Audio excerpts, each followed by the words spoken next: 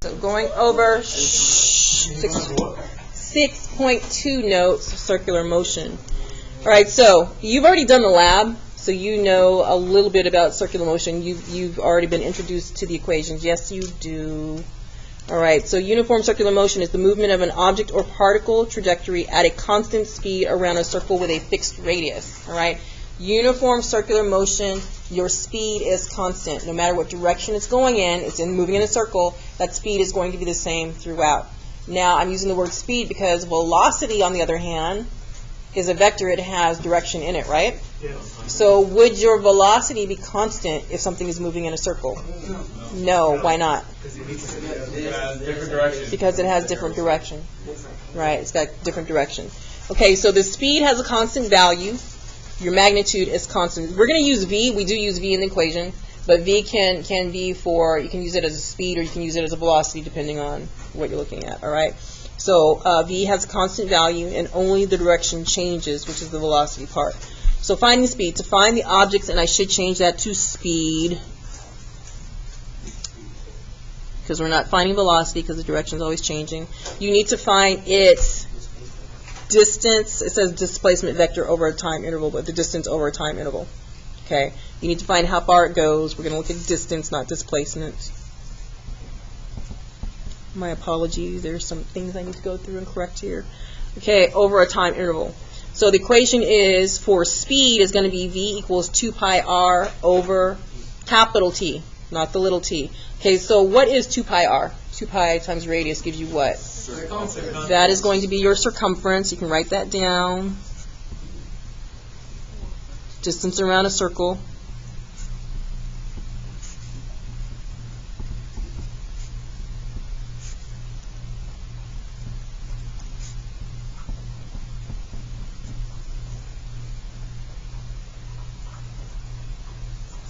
What would distance be measured in? Meters. All right, so we have meters. And then it says divided by your period. And period is the time needed for the object to make one complete revolution. All right, so when we're talking revolution, it's like if you're talking, saying to make one complete circle. If something is rolling here, starts here, the time it takes to go back to its starting point, to get back to that point, is going to be your period. It is still measured in seconds, so that means we would have, we just use a capital T to represent period, okay, and it's still going to be meters, so the distance is measured in meters divided by your time or your period in seconds, so meters per second, you're right, distance divided by time. So it's still distance divided by time. We're just looking at movement in a circle rather than in a straight line. All right, so where T is the period, time needed for the object to make one complete revolution. All right, to find the centripetal acceleration, a lot of this stuff, you think of it as, you can think the linear, the straight line equations that we've been using, okay? And all we're doing is changing it a little bit to fit centripetal motion, circular motion, all right? But the equations, as far as the base equation, is still pretty much the same. Acceleration is a change in your velocity, size or direction. And direction of the velocity changes continuously for uniform circular motion. So again, direction is changing in the velocity, which means your acceleration is also changing. All right? So again, the speed part, the magnitude part is going to be constant, but the direction is changing. Since velocity is a vector, acceleration is a vector, they have direction. That means they are going to be changing. If your velocity changes, your acceleration is going to change.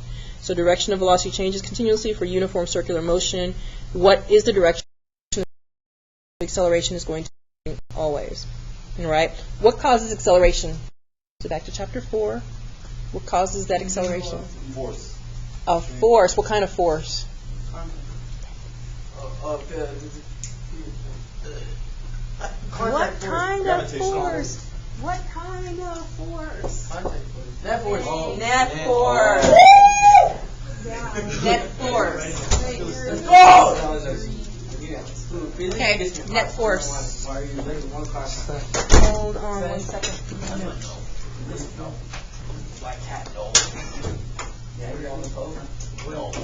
Oh yeah. Is net force also represented with the sigma symbol? Sigma is the sum of that kind of similar to like net force is like the final force of all? If you look at, yes, I mean, you would have like F net or, so, yes, you could use that. Because you have to sum them up and take the directions into account. Right. Because I use the Sigma school with like, because engineering we use it a lot. Okay. And I got used to it. Right here, I didn't put that. Okay. No, it's good. All right. So continuing. If you have something, so we said that the net force is going to cause something to accelerate, right? Yeah. Your net force, so whatever the direction of your net force is, that's the direction of your acceleration. So let's think about something like this. If I have something like this, all right, so we've got this.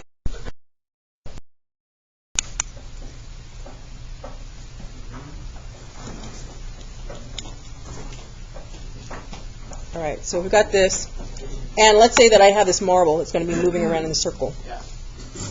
Now, what would happen if I removed this circle? What would the marble do?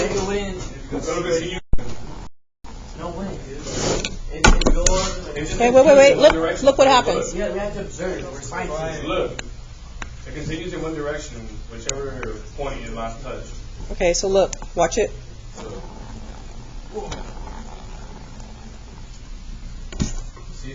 Okay, now remember, it's rolling a little on its surface. It's rolling, so that's going to change the direction. But if it didn't roll, you see it starts off in a straight line. Whatever point it leaves at is the direction it's going to continue in. Okay, so what is keeping this moving in a circle then? So what direction would the circle have to be exerting a force on this marble? So if the marble is going this way, if the marble is moving this way and it wants to go straight, which way do I have to push it in order to make it go towards the center? The normal of the circles.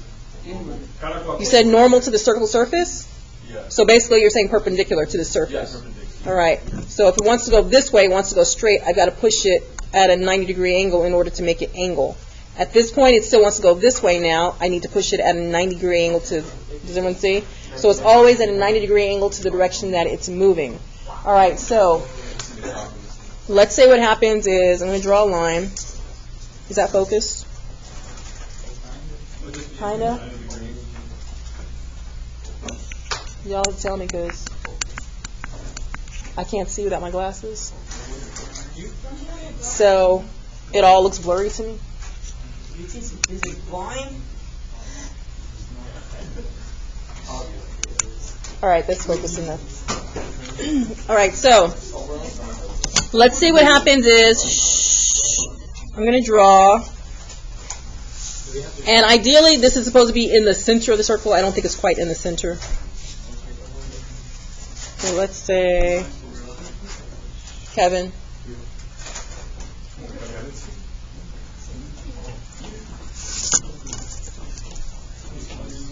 All right, so let's say that we have a stopper on a string here.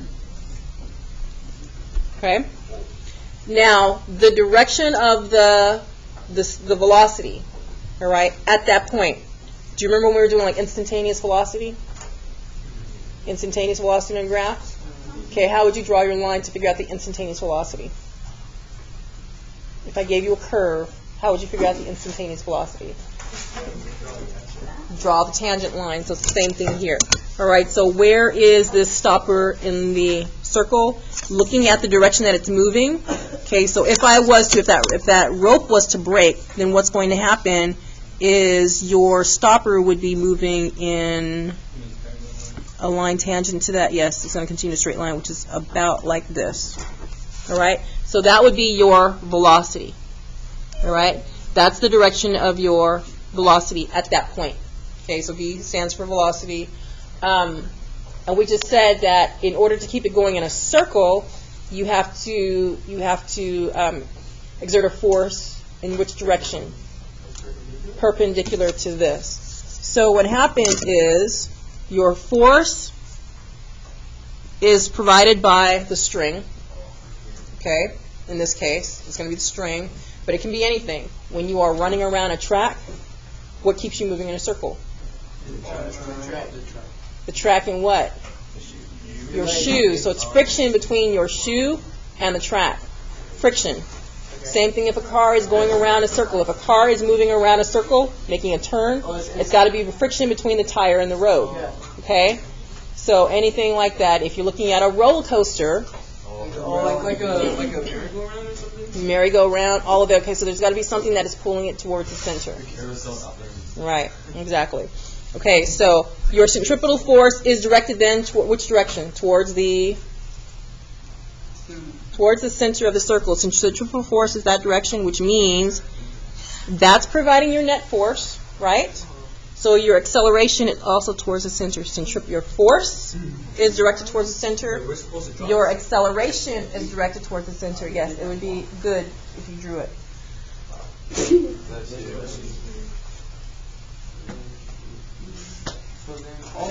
So then the net force of like the string has to be greater than the net force of like the surroundings in order to keep it moving? I'm sorry, can you repeat that? I was a little distracted. Oh, no, I was gonna, okay. So in order for it to keep moving, the net Mhm. force has to be greater than like the force of like the circle that's like keeping it in place. Your net force needs to be something, it needs to be a non-zero. So yes, your net force has to be, What is that little number do you have there? D. it's got to be a non-zero force.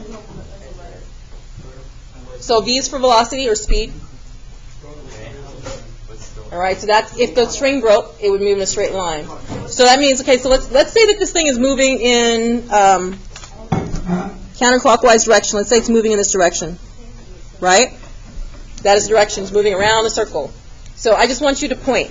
If the string broke here, it's going around in a circle. If the string broke here, which way would the stopper go? That way. Down, left, down. That way, right? If the string broke here, which way would it go? Okay, tangent to it's going to go out this way. All right. So again, your acceleration is towards the center. Force, net force, your centripetal force is towards the center, and that's what provides acceleration. So centripetal acceleration. What direction is acceleration? It's towards the center. So write that here.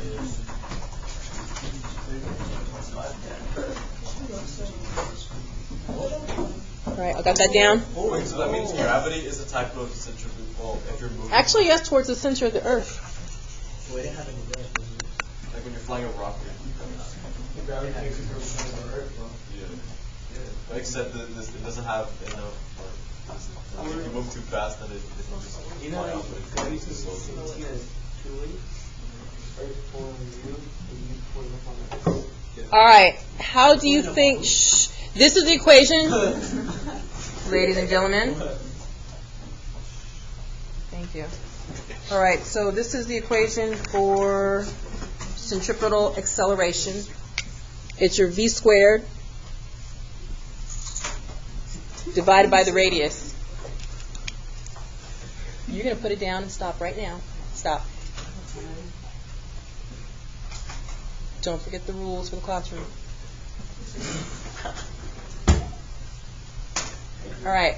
How do you think the magnitude of acceleration depends on the speed? How does the magnitude of the acceleration, the size of the acceleration, how does it depend on speed? Force. How are they related? How are they related? I'm sorry? You know, it's talking about speed. So think about the speed of something. So think about the lab that you're doing where you're... Yeah, it's like force. Like All right. So how do you think well, let's just look at the equation right here. Look at the equation. Here's my acceleration. Here's my speed, right? Okay, so if I'm getting rid of the slant, it looks like this. Remember we talked about things that were directly proportional, indirectly proportional? Oh, yeah. They're on opposite sides of the equal sign, which is where they need to be if you're looking at them. Are they directly across from each other, or are they indirect? So what does that mean? If your velocity increases, what's going to happen to this? Your acceleration is also going to increase. All right, so when they are directly related, one goes up, the other one's going to go up. Now, this is not a linear relationship, though. Okay, this is not like if this goes up 1, this is going to go up 1. If this goes up 2, this is going to go up 2. So think in terms of proportions. If I said that as far as a centripetal acceleration, this is another way to write it. Centripetal acceleration, when you're looking at how they're related to each other. is proportional to v squared. I'm just taking the top part only, not the whole equation. All right? Centripetal acceleration is proportional to v squared. That means, It's like a fish. what that means is that, okay, so let's say that I double my velocity. So you will have questions like this coming up right now. You're going to have them in the 7.1 that we're going to talk about, where it's looking at proportions. If you double your velocity, what will happen to your acceleration? It will quadruple because 2 squared. Also, then if you have velocity of 4, it'll 16 If you have power 16. 16 times greater, yes. If you quadruple your velocity 4 times greater than whatever the original is, 4 squared, your acceleration is going to be 16 times greater. So if our acceleration would be, If acceleration was to the power of 8, then velocity would be to the power of 4. Wait, so. Hmm. Oh, wait. wouldn't it be 3, or what is it? You said 8? If this is 8, Yeah, another one that's would going to be kind of difficult. No, 2 squared is 4. No, okay. So 4, come up with a nicer number. Acceleration was 4, then velocity was 2. Oh, yes. so 'Cause this is 2 squared. Velocity squared of it, and then velocity would be squared. So yeah, if I told you that the acceleration was 16 times greater, Josh, since it's on this side, if I tell you that the acceleration is 16 times greater than the original, how much greater is the velocity? This is squared. Square root the whole thing. Take the square root. Oh, the square root of 16? Take the square root of 16. Yes. All right. On the other hand, if it's over here and I'm telling you the velocity is 4 times greater, then just do, plug in the number. So 4 squared is, okay, so acceleration is going to be 16 times greater. All right. Any other questions on that? Okay. So the question was, how do you think the magnitude of acceleration depends on the speed? Okay. If one increases, so speed increases. Doesn't know what this is. So what is it? By whatever factor the velocity increases, the acceleration will increase by the square of that. Okay, we need to simplify that. So what's a simpler way to put that? Acceleration will be the square of the velocity. How's that? Acceleration. Is the square of velocity? Oh, no, we just write it. Acceleration will be the square of the velocity. And number four. No, it's just asking about proportions only. Oh. Okay, so just how are these two related? Okay. Oh, yeah. So, and we're looking at, remember that when we're looking at, when we're comparing variables, think of, if I'm changing my velocity, think of that as my independent velocity, or independent variable, thank you. And then your acceleration would be your dependent. If this is what I'm changing and this is what I'm measuring, this is constant. That should stay the same. Okay? All right. Speed, velocity, so we're looking at them in terms of, but we're looking at the magnitude portion of it. Okay? So even though it says velocity and acceleration, we're still looking at the magnitude. The direction is going to change. You said that we can use v as the velocity. V, your equations, you can use V as a speed or V as a, right. So even if I was doing like V equals D over T, I can read it as speed equals distance over time, or I can look at it as velocity equals displacement over time. Okay? Same symbols. All right, so what do we say here? How do you think the magnitude of acceleration depends on the speed? The acceleration will be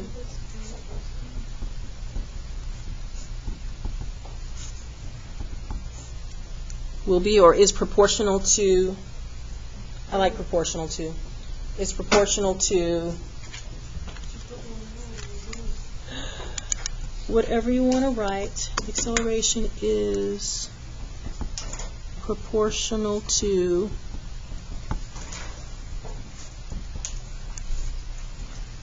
the square of the velocity.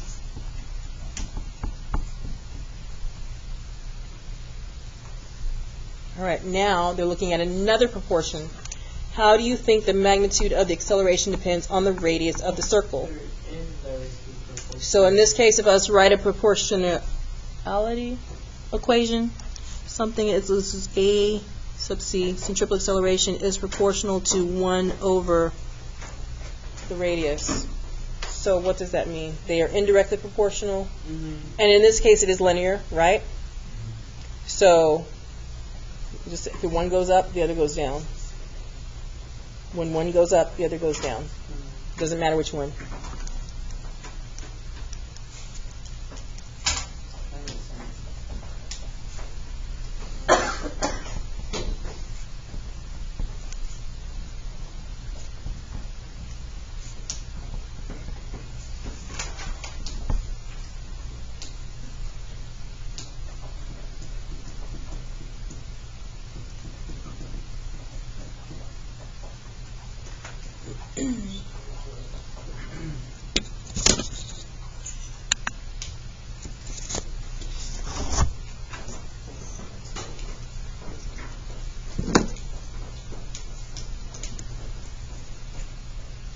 All right, so two equations you have right now. You have the equation for centripetal acceleration.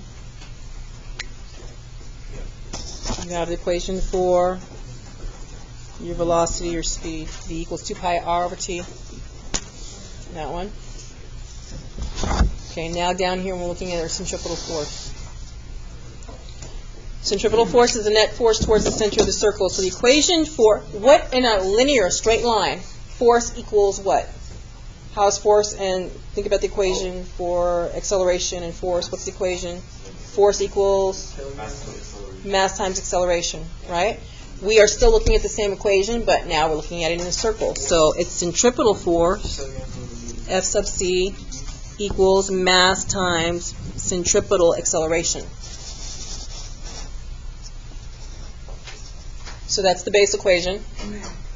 We can break this down depending on what you have. What if I don't have acceleration, but they give me velocity? mv squared over. Okay, so this can become Fc equals mass times, and your acceleration is your v squared over r, right? Yeah. So mass times v squared over r. That's the one we saw. That's the one you use in the lab, yes. That makes a lot of sense. And I'm not going to write the other one, but what if I don't have the velocity? Can I solve for the velocity? It's over, or what is it, 2 pi r over t. 2 pi r over t, the circumference divided by the time. So just calculated that. Just depending on what information you're given, determines how much work you have to do. Okay, so centripetal force maintains motion in a circle, can be produced in different ways, such as by gravity. We talked about that. A string, friction. Which way will an object move if the centripetal force is removed? So if the string broke, which way would the object move? So just in a straight line? Okay. Oh, that makes more sense.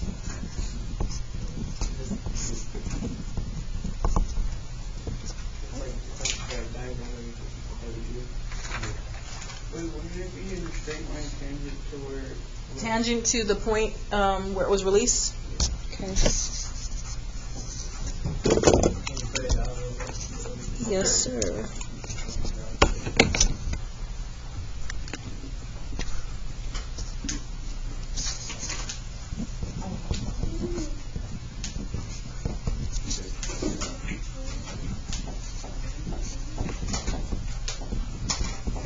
So I'm just going to put tangent to the point of release. So ultimately, like for example, if you have like 2 gears, but they're trying to pull heavy objects, then the reason why they break is because there's being too much force applied trying to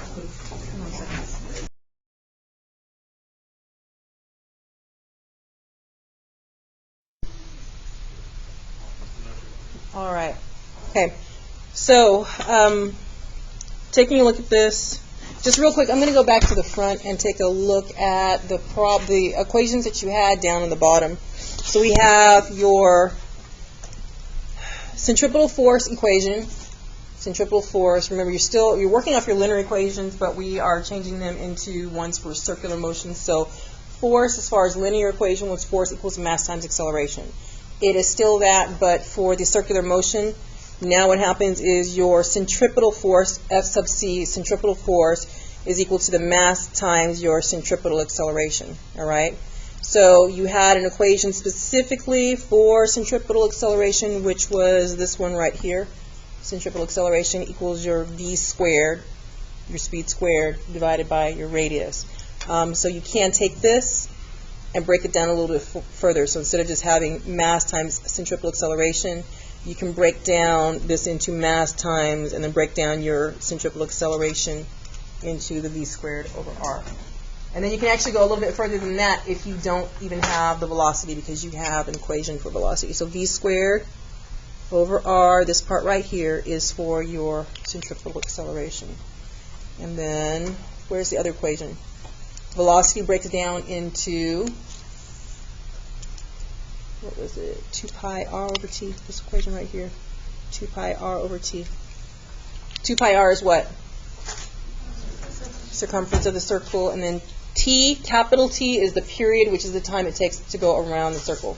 So, all right, so that's still time, but we use a capital T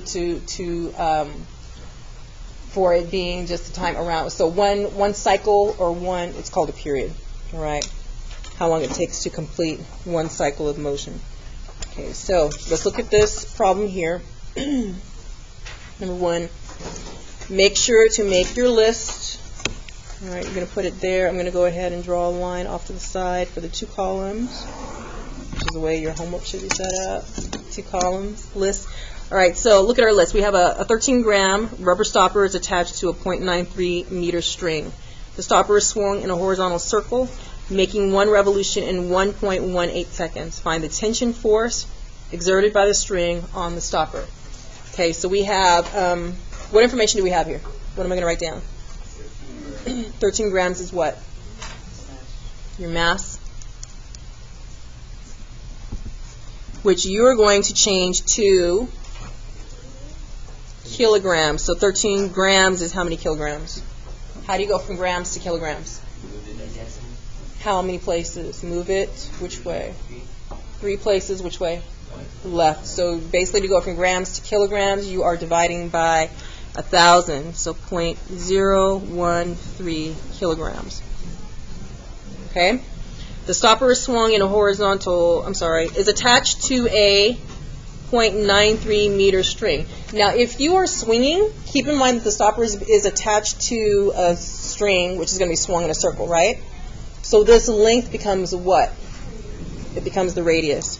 So our radius is 0.93 meters. The stopper is swung in a horizontal circle, making 1 revolution in 1.18 seconds. This is time, but it's a time to complete 1 circle. So what is that? It's your capital T period. And then it's time to find the tension force.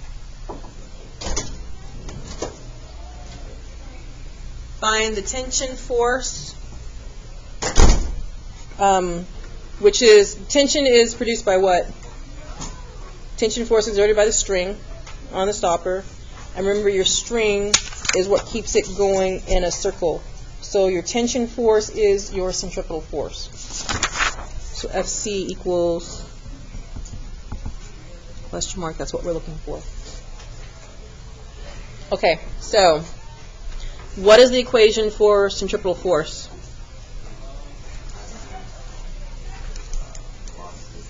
Okay, so Fc equals mv squared over r. All right, but do we have a velocity? We don't have a velocity. We do have mass, and we do have radius, but we need the velocity. So what else am I going to need here? How? V equals 2 pi r over t.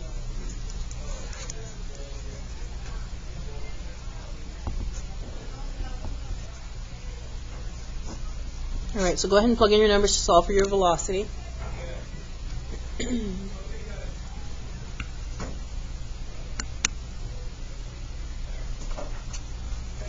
Plug in your numbers.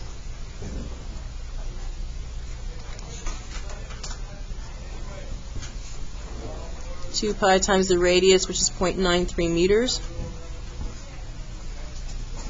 over your period of 1.18 seconds equals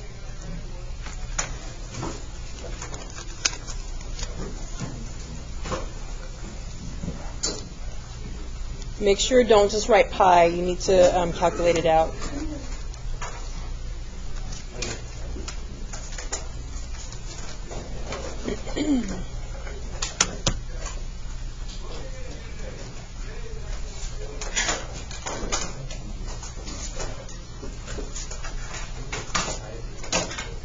Sorry, you have an answer? Anyone have an answer?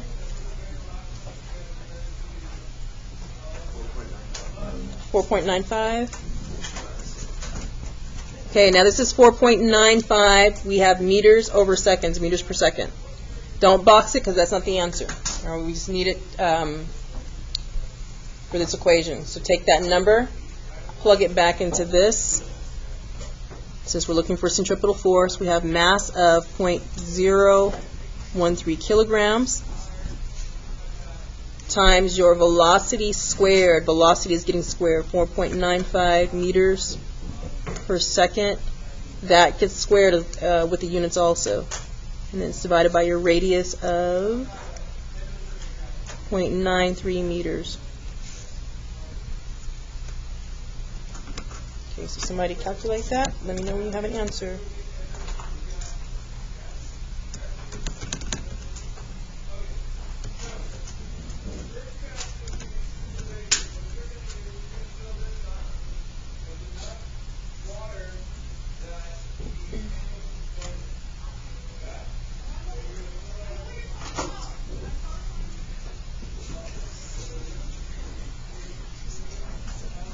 Anyone have an answer? 0.34? Okay, so 0.34. All right, so your units, we have meters squared divided by seconds squared, but then divided by meters. So one of the meters is going to cancel out. You'll be left with meters per second squared, but we also have kilograms. So kilograms times meters per second squared gives you what? What's kilograms times meters per second squared? It's a Newton, 0.34 newtons. That's your answer.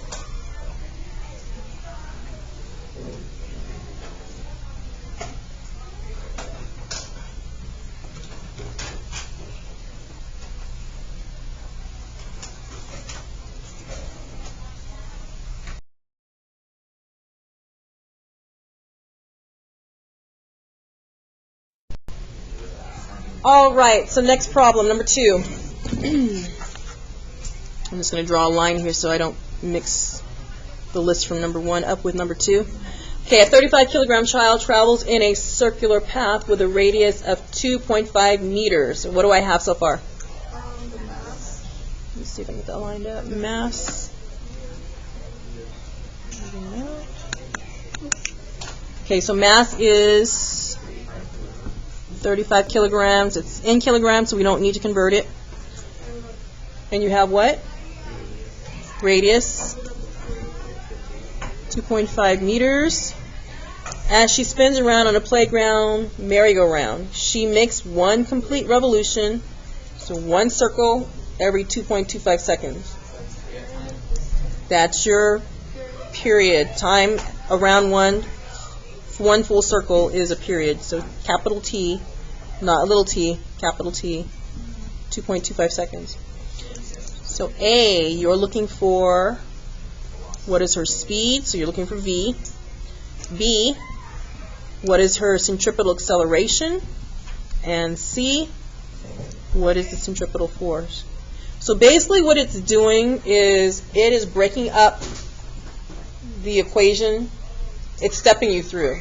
First solve for the velocity, then plug it in to solve for the acceleration, then plug that in to solve for the centripetal force. All right, so this is, they won't always step you through like that. It may just go give you this question and then straight ask you what's the centripetal force. All right, so as in number 1, that's what we had, the answers for centripetal force, and then you had to go do the other steps to lead up to that. All right, so the equation for speed was what? V equals?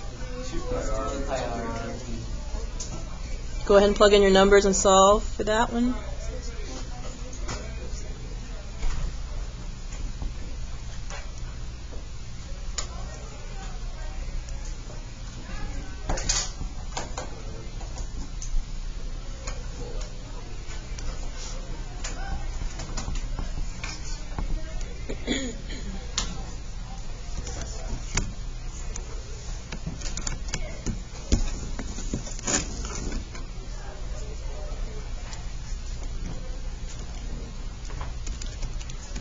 Okay, what answer did you get? I'm sorry? Okay, 6.98 meters per second. You can box that because that is the answer to that question. Make sure to box your answers with units, please. B. Equation for centripetal acceleration. What is it? V squared over R. All right, and you had already solved for V. 6.98 meters per second. You are squaring that number and the units divided by radius of 2.50 meters.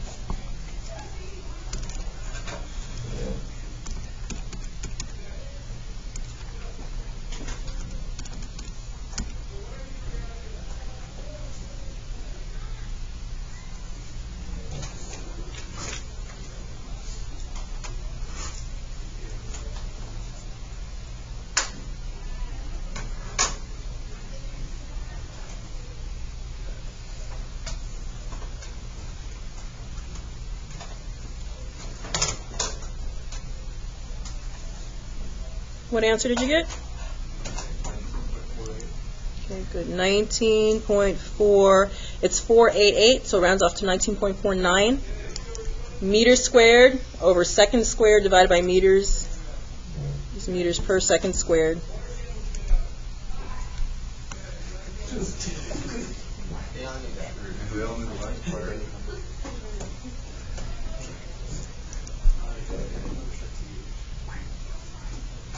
And last part, what is centripetal force? Y'all realize this recording, right?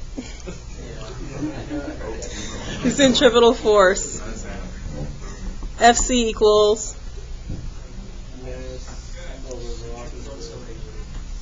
mv squared over r. Okay, so our mass is 35 kilograms.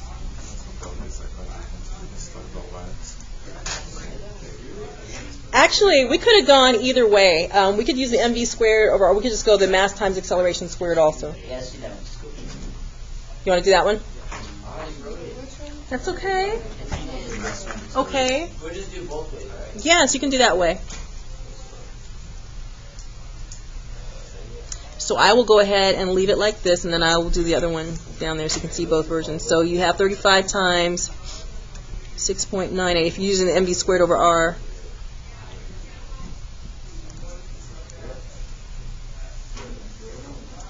divided by your radius. So those of you who did it that way, go ahead and figure out what that number is. The other equation, since we already solved for the centripetal acceleration, is mass times centripetal acceleration, which is 35 kilograms times 19.49 meters per second squared.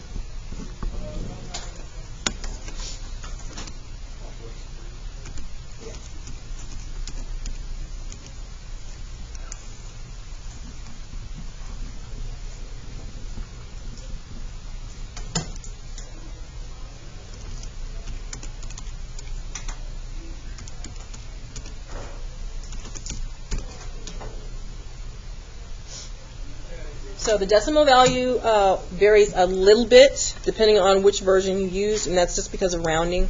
But it comes out, if you round off to a whole number, they're both 682. And I'm just going to leave it 682.15 is the answer. If you did it this way, you'll probably get like I got a 682.08, 682.1. But again, that's just because of the rounding that we did in getting there.